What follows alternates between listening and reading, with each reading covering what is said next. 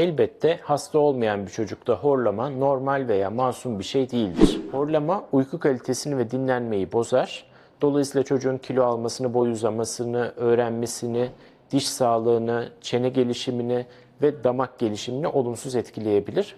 Bu sebeplerle erişkin hayattaki horlama riskini de arttırabilir. Altta yatan bir alerji gibi, sinüzit gibi tedavi edilebilir bir durumu hallettikten sonra hala devam eden horlama, ağız açık uyuma, uykuda nefes kesilmesi gibi şikayetlerimiz varsa sıra ameliyatlara gelir.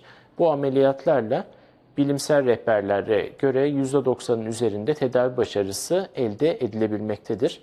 Bir baba ve kulak burun boğaz hastalıkları uzmanı olarak söyleyebilirim ki uygun hastada uygun cerrahi ile hem aile hem de doktor adına çok yüz güldürücü sonuçlar alınabilmektedir.